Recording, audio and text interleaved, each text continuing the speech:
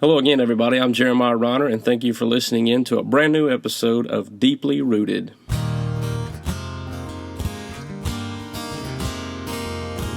Deeply rooted in God's word. Deeply rooted in God's word. Hey, everybody. Welcome to a brand new episode of Deeply Rooted. We're really excited you could join us. Don't forget, as always, to subscribe and leave us a comment there on our YouTube channel. You can go on over and do the exact same thing at Apple Podcast. We'd appreciate all the support and encouragement we can get there. You can also check us out on our Facebook page, and you can go on over to our recently added our website. It's jeremiahreiner.com. There you'll find all of our blog posts, our previous archived episodes, and all things Deeply Rooted will be on there as well. So we're excited about some of the things coming your way. We've got a really fun topic today, and I've got some fun guests here with us over the Zoom, and we're really excited about these guys. I'll introduce them to you here. This is Anthony Keys and Dustin Nelson. These are both members and staff members of Tri-Cities Baptist Church. They're in Gray, Tennessee. Anthony and I actually go back quite a few ways and years from now, so we've been in ministry for quite a while together, a good friend, but he's the worship coordinator, and he's also a videographer and editor for Lion Cat Media.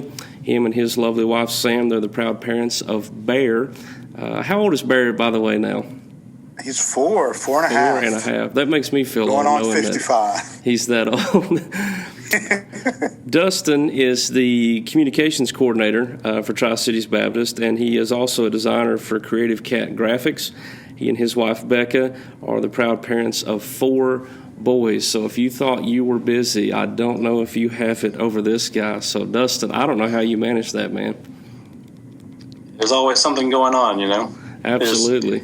Just kiss peace and quiet goodbye at our house. Well, we appreciate you guys being on the episode today, and we just want to kind of dive right in. What we're going to be talking about is technology use in ministry, and I think certainly this year has probably proven why it's important, some of the do's and don'ts for that as well, and we'll get into that a little bit later in the conversation. But I do want to kind of start off with kind of letting our audience know who you guys are, and I guess I'll kick it over to Dustin first. If you could kind of give us a little bit of a background about, you know, maybe your coming to faith in Christ and kind of how you got involved in ministry and where you're at now there with Tri-Cities Baptist. I'd be happy to, and thanks for having me on your podcast. So my name's Dustin. I've been in church since as far back as I can remember.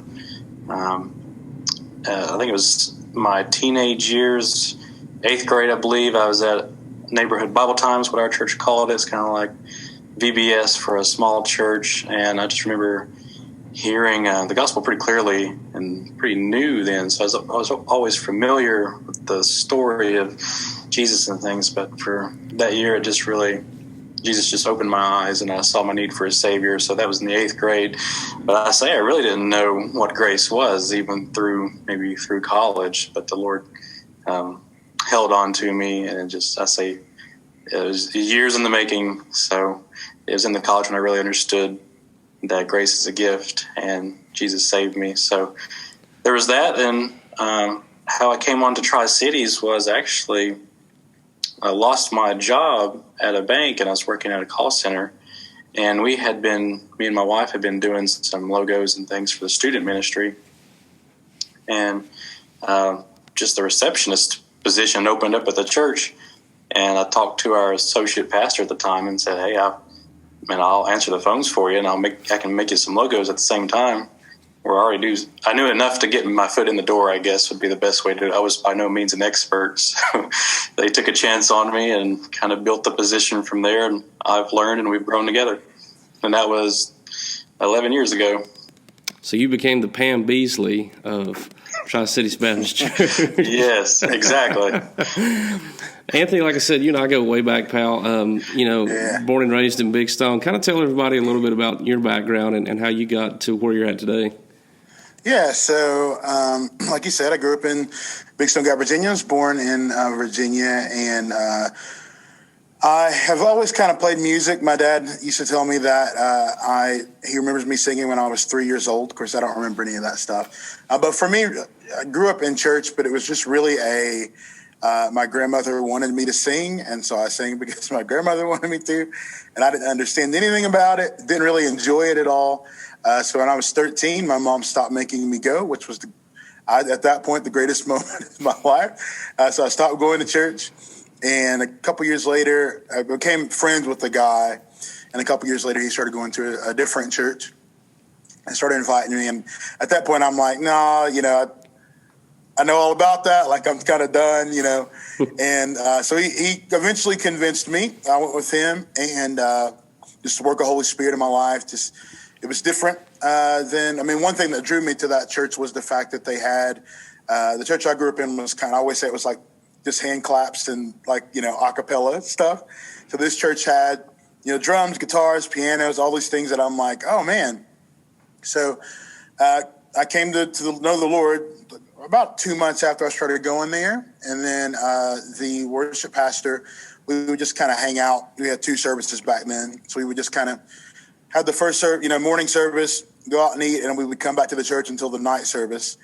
And after a while, he just was like, hey, you know how to play the drums? And I was like, no. Do you want to learn how to play? I was like, yeah, man, that sounds great. So learned how to play the drums. And then 3 or 4 months later, same thing happened with the bass guitar. So I learned how to play bass guitar. I thought I was going to be a bassist for long. And I was really there for a little while.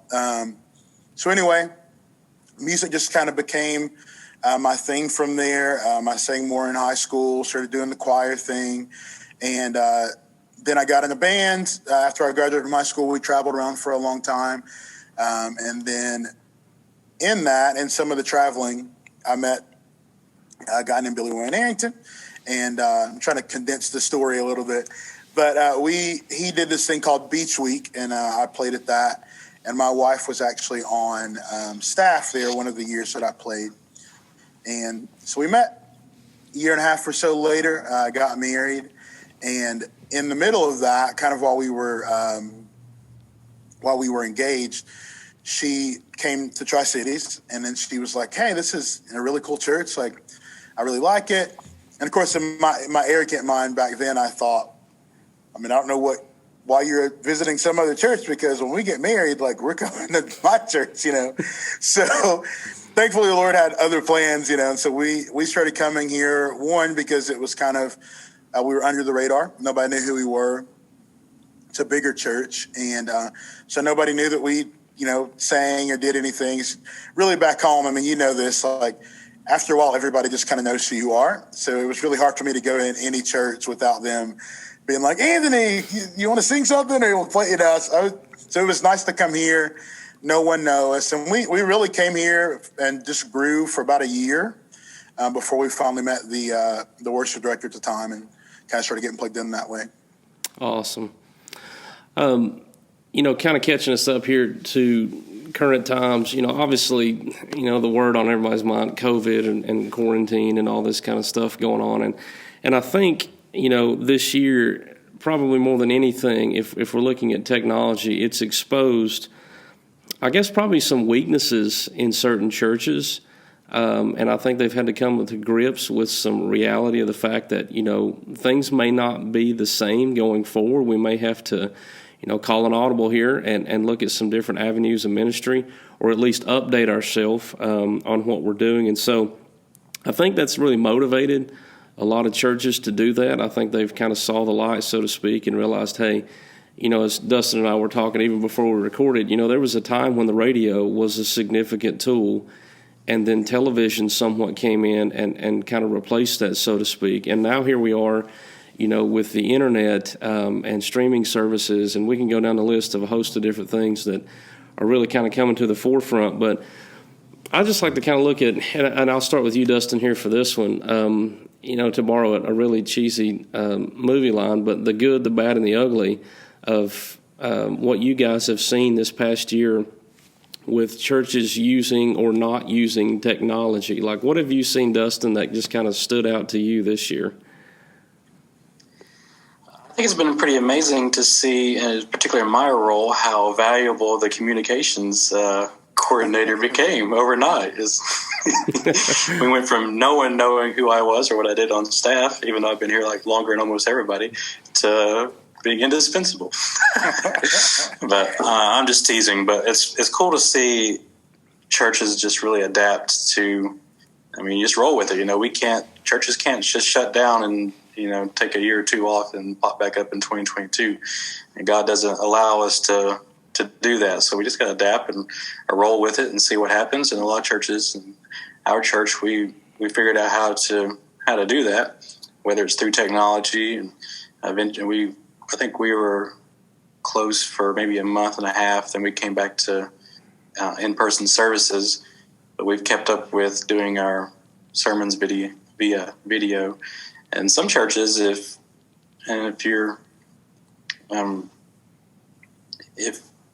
your identity is wrapped around your presentation, then you're going to have a lot harder time adapting to something completely different. But if your message is just, we're going to keep reading and preaching the Bible, whether that's in person, online, or on podcasts, then we'll roll with it. So it's cool to see how a lot of churches have adapted, and also some churches, maybe they need to refocus their vision. Yeah, Anthony, what about you? Like, what have you seen? Maybe even in the music, department. Yeah. So I think one benefit that we have at our church is that really our staff as a whole, but especially we have what we call a strategic team. And they're kind of always looking forward to, even till next year, like we play, even with our services, like we kind of know we're going through the book of Matthew next year, and it's just planned out pretty far in advance. And even this year, Dustin can confirm this. Like we were talking about how cool it is to see how we studied the entire Bible this year, and how the Holy Spirit just had planned all of those things to where, there are a lot of divisive things that happened this year, and we were kind of in the right books at the right time, so it wasn't like we're going to preach something else because of what's happening in culture. It was like, no, we're going to actually talk through whatever passage that is because it fit and was relevant. We were able to go through Isaiah when we were talking about social justice and all of those things. So I say all that because even before, really probably as far back as like February, we were already kind of thinking about, what happens if this happens. And so we have it's kind of a dirty word here at our church. It's called a TriCaster, primarily because we've been trying to buy a new one now for about a year and a half. So we finally bought a new one last year.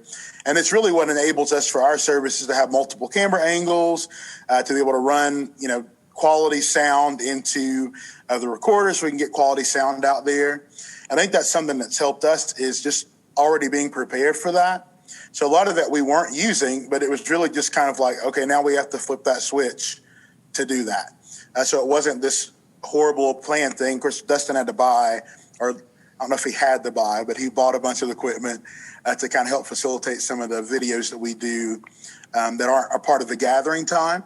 But we were just really I think we planned well for that. And I think some other churches, like he was saying, one, weren't prepared for that. But two, there are a lot of smaller churches that don't have tech savvy people in their congregations. And so they've, I think a lot of churches have found it difficult in this time just because it's like, I don't know how to use, Zoom or YouTube or any of that stuff. So that's been, from what I've seen from other churches, a difficulty that they've had. It's just trying to figure out how to navigate things in the technology age, Dustin, what all have you all technically implemented this year as far as like what technologies are you all using, currently to get your services out there and kind of keep people connected? So last year we had our TriCaster. So the TriCaster is just like a studio in a box. So you plug in 3 or 4 cameras into it, the computers, soundboard into it.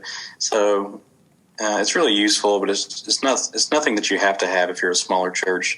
It's almost like a one-stop shop thing for us.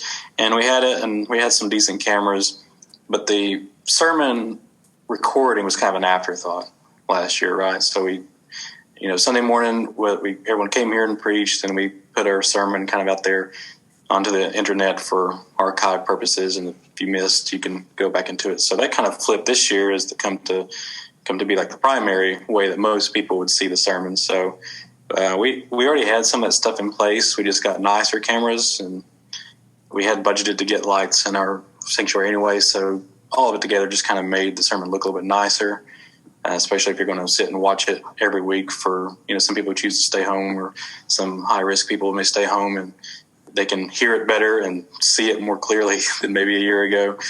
So, but we utilize YouTube. YouTube's free. We have Vimeo for some other things. We pay for that, but a lot of this stuff you can do for really, really cheap, if not free. So, that's amazing to see some churches just use Facebook Live and someone with a cell phone. So you can have everything in between. You can have really, really nice cameras like some huge churches, or a cell phone and, somebody standing in the back and doing it that way on Facebook. Now, you mentioned that you guys archived your messages and stuff. Do you all still do that? And who do you all go through that for that process? Yeah, so we do two things. We have audio. It's available on Spotify and iTunes and everywhere, I guess. And our video, we have our sermons on our website. We also push them to YouTube. So we've been doing that for almost since I came on staff, so over 10 years or so. So YouTube, I think of it like, if you get real technical about it, I think of it as Vimeo as kind of like the warehouse where we store videos. And some of it's for internal use, and some of it's just to have so we can embed it to our website. And YouTube's more of a social media search engine type thing. So if we're pushing something out to Facebook or Twitter or so, we'll kind of use YouTube. If we want to embed the videos on our website and a little bit more customization without some of the ads and things, we'll use Vimeo. Anthony, if you had to kind of pick out the essentials, what would you say, like, for a smaller church that maybe doesn't have a larger budget? Like, we look at the landscape of American church, most are actually well under 200. Average church size gatherings. So I think we have to take that into account. What would you say, like, if you're sitting down with a smaller church and you're saying, okay, here's probably the things you need to have, and here's some things that are just kind of wants. If you ever get there, great. If not, no big deal. Yeah. So I would say good theological teaching. Yeah.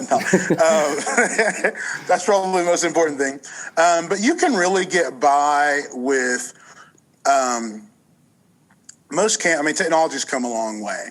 So most cameras are going to do what you need. So you can really spend probably like $300, getting in the kind of the basement with a pretty decent camera that can run into a lot of, this has been something that's really cool. Like even the camera that I'm using right now, like a lot of companies have unlocked their cameras to be able to use, because they kind of saw, man, people are at home now. People are, using Zoom more than ever. Churches are using these things. And so they've unlocked some features on some of these cameras where you can just go online and download the driver and just run it through a computer.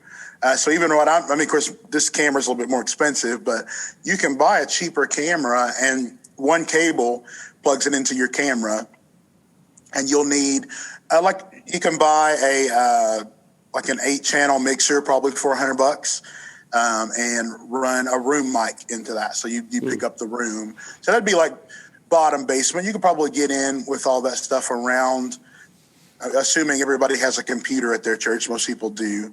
So if you don't need a computer, you could probably get in around probably $600, $700, and be able to do something where people can, you'll have one camera in the back pointed onto the stage. People can hear the message.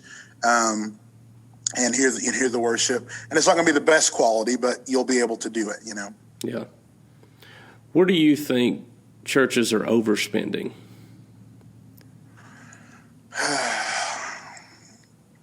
So I saw this question on there, and I was like, man, what is the thing that I think churches are overspending on? I think you can get It's probably one of the bad thing about this time is that you've also got people who are like, let us help your church do this. And they're not necessarily really wanting, it's like, this is a way I could also make some money. So I think that some churches are probably overspending a little bit on like resources. So like what Dustin was talking about, YouTube is free. And I think a lot of churches are going, and some of them are good. So there's, you can go online and pay someone, I don't know what the costs are, but they'll say, well, we can store it on there, and they'll store it and people can come on there and watch it whenever they want to. Well, YouTube does the exact same thing. So you don't necessarily have to get on like Ustream or, all these, they're great platforms, but if that's not money that you have, don't feel like you need to spend, that extra monthly cost on trying to do that. Especially with a lot of churches now, some churches haven't even been open, or, they've been coming in people like really small numbers. Their giving is down. So they're just really worried about keeping the lights on, and being able to have a building to come to once all this is kind of over with. And so really some of that stuff isn't really necessary.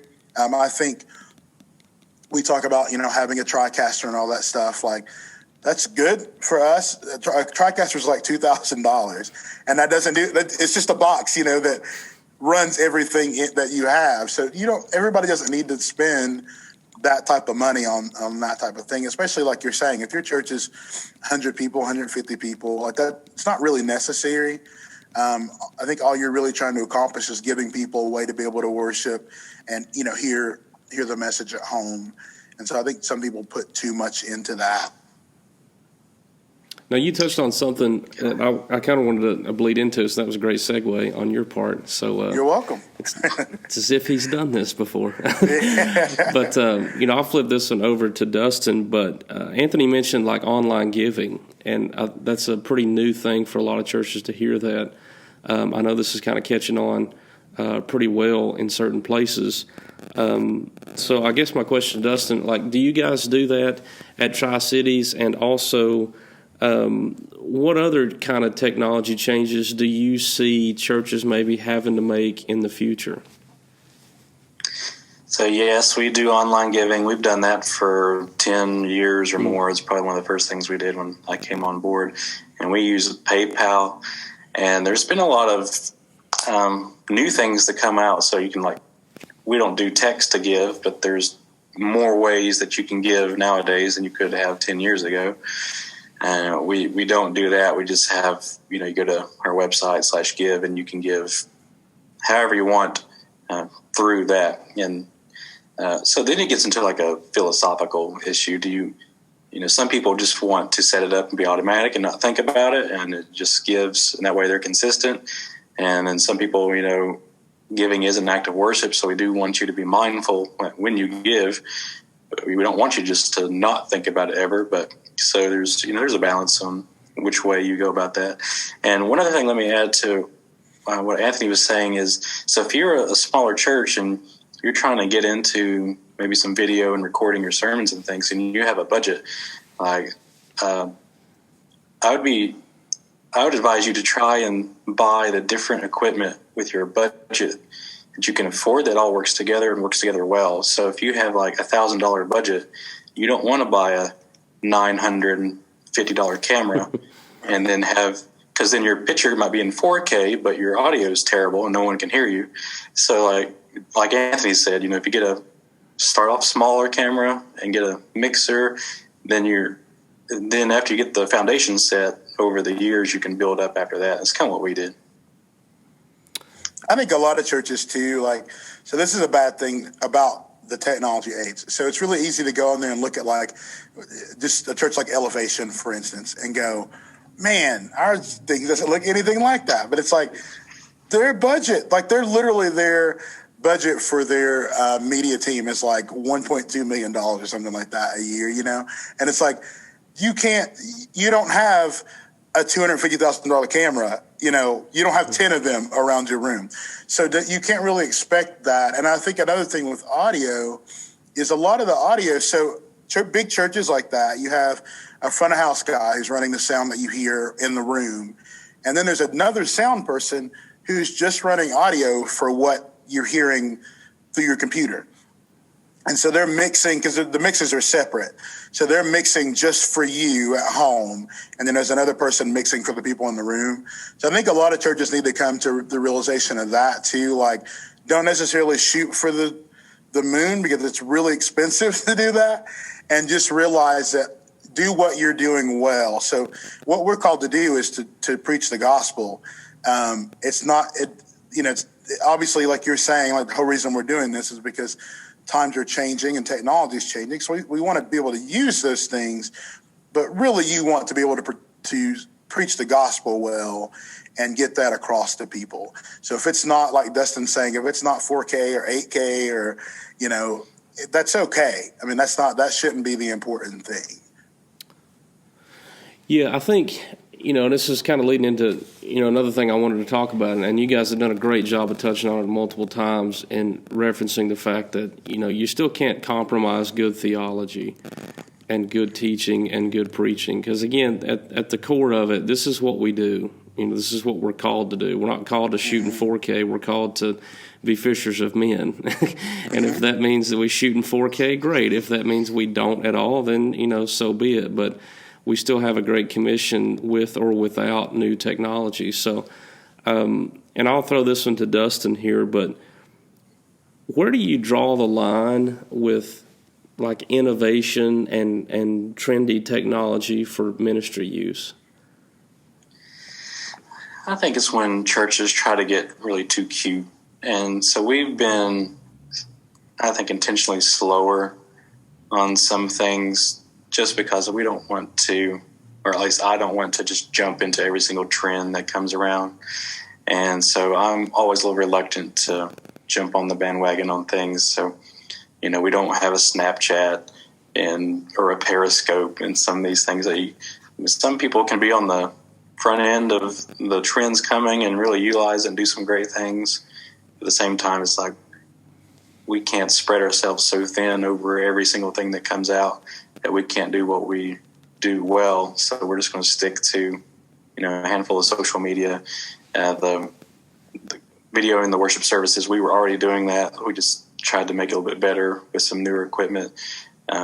So like if you're a smaller church and then the next week you come in, you got, lasers and fog machines and 8K videos, like, I don't know if you're really if you're just trying to put on a show or be authentic. So we're just trying to be as authentic as we can and embrace technology in a way that helps us and makes sense for us. Yeah, I wonder sometimes, like, when people just are almost so obsessed with presentation as opposed to, kind of the nuts and bolts of what we've really been called to do. But, there are people out there that I think have a great gift to do this, and I think they're very interested in it. I mean, obviously you guys being two of them, and there's many other people that really enjoy doing this thing, and we need people like that in the ministry. They serve a great purpose because, again, it's great to be able to preach and stuff and teach, but if there's nobody running that camera and there's nobody running that audio, we need one another. So we, the left hand needs the right hand kind of mentality. I mean, we're there for one another. So, Anthony, what would you say to somebody? Maybe there's a young guy or gal out there that's really interested in this, and they feel like, hey, I've got something to offer the church. I might not be a preacher, or I might not lead in worship, or teach a small group or a Sunday school class or something like that, or help out in kids ministry. But hey, I'm pretty good with a camera. I'm pretty good with audio. Like, where do they get started? Like, what would you recommend to them? I would say now is your time. No, I mean, you're right. Like, we've never, a person who's like that, that's not something the church has ever really viewed. So even Dustin was joking earlier about how the communications director all of a sudden becomes like, oh, we need you kind of thing. But I mean, even though he was joking, like there's some truth to that. So, I mean, you are seeing now, like, churches are needing those things. And so I think about churches that I've been around, churches that I've come from, where like a sound person was really by committee. So it was like someone has to do that. Somebody in the church is like, well, I'll try, and so they just do it because they're there. And so you probably have people in churches like that now. So we need somebody to do it. This person says, sure, I guess I'll do it because I'm here. And that's that's good, but I think we need people who are passionate about what they're doing. And I think they can really help churches move forward in that. So people who are passionate, who can, do it in a way that like is honoring to the Lord and is excellent, So I think it's one thing to just do something because you can, or because the church needs it. I'm not good at it, but I'm feeling a need. Then to be able to come in and say, man, I think this is a gift that the Lord's given me. I can excel in it as unto the Lord, So I just think if you are like that and that's what you want to do, I mean, we've even been talking about that now with our media team of trying to reach out to people who could potentially come onto our media team and help in areas, run cameras, run screens. Because honestly, I mean, one caveat to this is that people are getting sick, So we even think about the fact of like our media team, 3 of those guys get sick. It's like, what are we going to do? So we're even trying to figure out ways to multiply those people for the future, yes, but also for 3 months or something happens to one of those guys, we have people to fill those needs. And so I think that's probably hard for the church that's got 120 people in it, because you're kind of pulling to find one or two people who are wanting to do anything media related at all. But I mean, I think if you're young, I think people who are like in the 12 to 18-year-olds now, especially, are more technologically inclined, I think, than probably anybody that age that's ever been that age has been.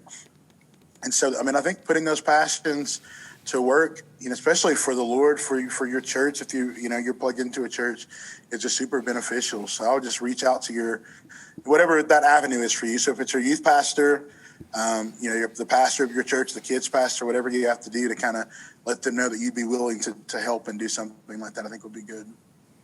Let me add to that's kind of my story. It's kind of how I came on to staff. We talked about that before the recording. As I was in the band, and then I was like, music is really not my giftedness, and I don't like it that much. So then I got behind the computer and just helped out with the student ministry, and I worked up from there. Then we got on to staff, and I was like, well, I can at least make some images to make our website relevant, So like, imagine if you had a church and it's awesome and everything, but someone went to your website and you haven't updated it in 4 years, and they're just like, what's going on here?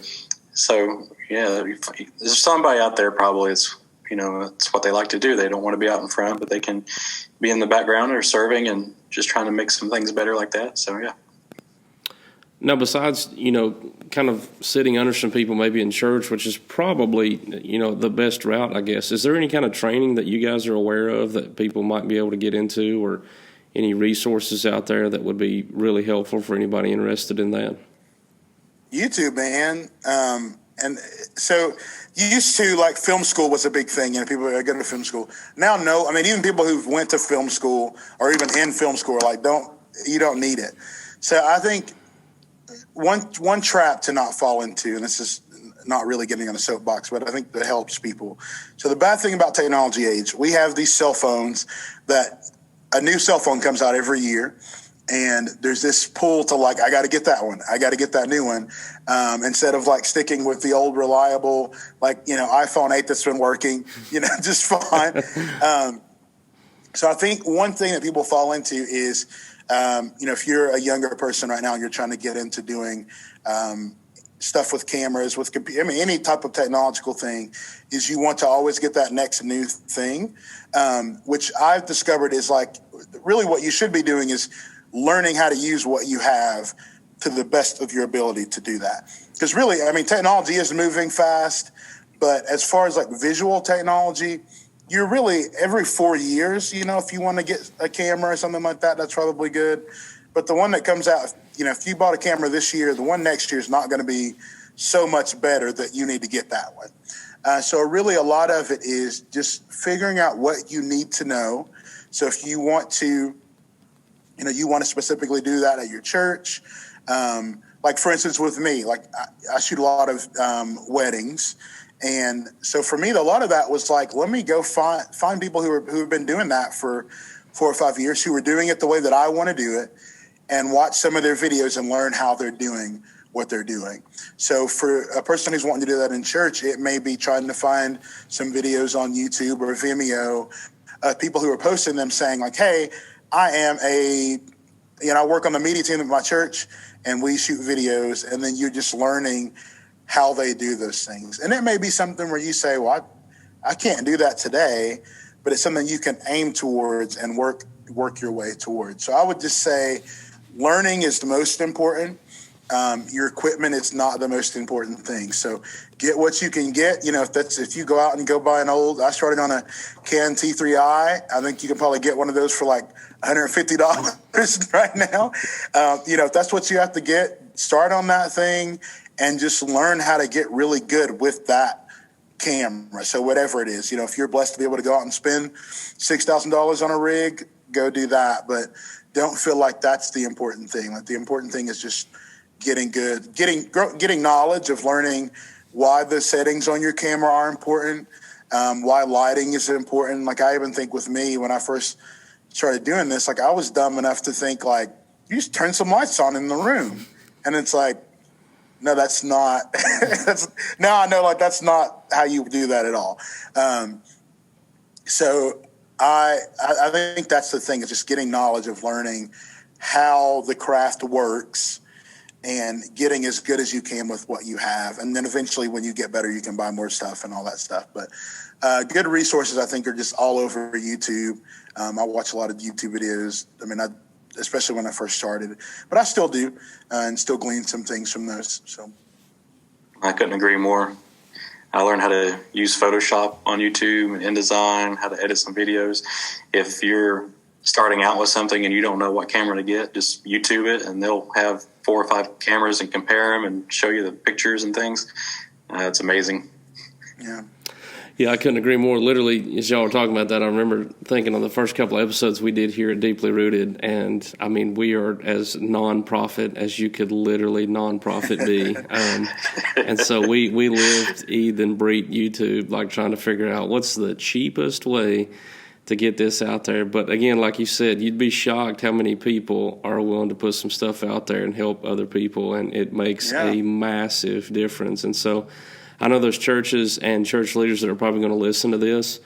Here's 3 guys telling you, put the time in, search it out, listen to other people that have been there and are doing it well, like Anthony said, and excelling at it, and pick their brain, call them if you have to, get a hold of them. We've done that even here at Deeply Rooted, like reaching out to other people and finding some things out. So there's no shame in that whatsoever. But I think the real shame is just trying to jump in thinking that you know what you're doing and assuming a lot, and I think you end up kind of falling on your face. And that's why I talked about, this year we've seen a lot of good, bad, and ugly sometimes on, some churches. But people are learning, and that's a good thing. I think they're getting better. I know of some that, it was night and day compared to 8-10 months ago, what they're doing now. And, I applaud them and I pat them on the back, and I think, great for you guys for putting your best foot forward and giving Jesus not just second best, but like best effort you had. And I think you're seeing a lot of fruit from that. So, man, I appreciate you guys being on. We're going to take like a really short break here, and we'll come right back and we'll let these guys talk to you a little bit about what they're doing at Tri-Cities Baptist, and also how you might be able to partner with them and some of the stuff that they're doing. So hang tight, and we'll be right back.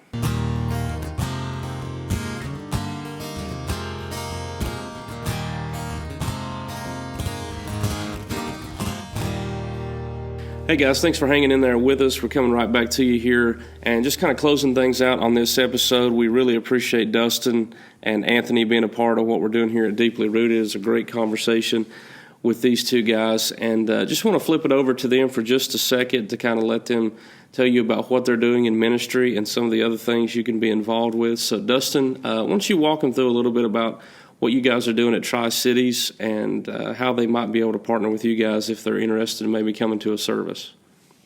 Yeah, sounds great. So at Tri-Cities, we started back our in-person gatherings in May. So we've been doing that since May, and right now we're walking through Advent.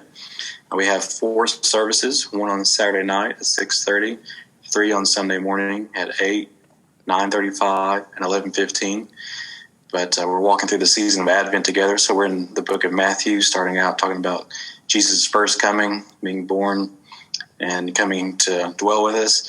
And then in 2021, in January, we're going to start a year-long study in the book of Matthew. So this December, we're talking about Jesus' birth, but in January, it's going to transition into the year-long study in Matthew. So, 4 services.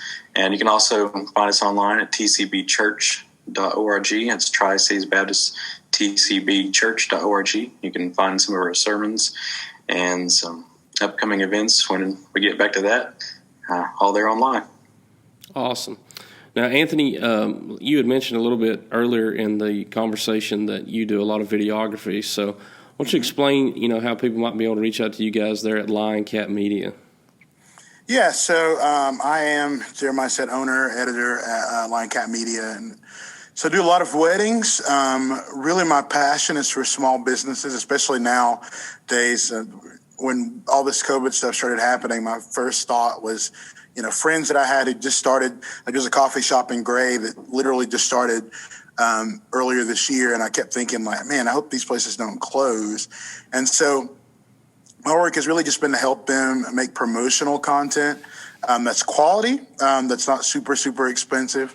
And so I would love to do that for you. I'd love to hang out with you at your wedding, whenever. So you can reach me really mostly on Facebook. So if you go to Facebook and look up Lion Cat Media, it's Lion Cat is one word, so LIONCAT, and then media. And then, you can find us that way.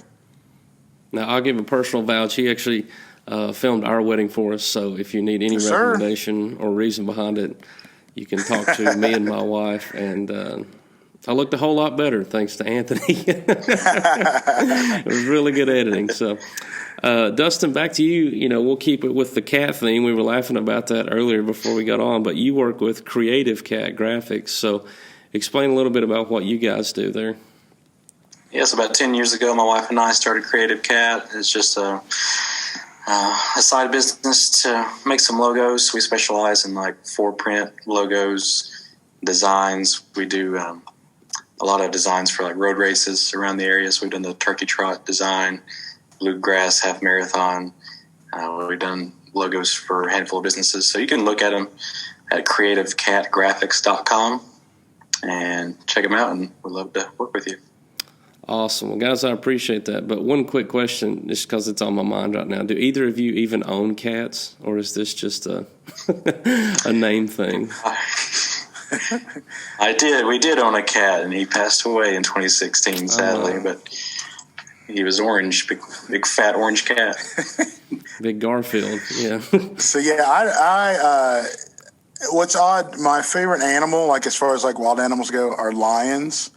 But I can't stand house cats. So they're probably my least favorite. So lions, I really don't like house cats, but yeah. So our name came from, it's kind of pet names for my wife and I. So she calls me her lion. I call her my baby cat. And we decided to put them together. She was kind of helping out on the photography side when we first started. She's kind of since pulled out from that a little bit, but yeah, that's how we got our name.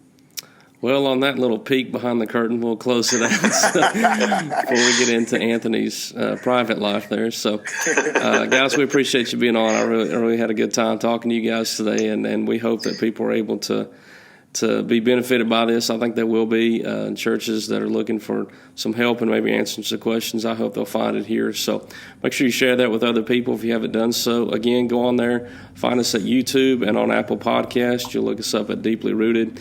And if you want to, you can go on over to our Facebook page and find us on our website at jeremiahreiner.com. Again, blog post, ministry schedule, and all the archived episodes are on there. So until next time, we hope you guys have a great week in Jesus.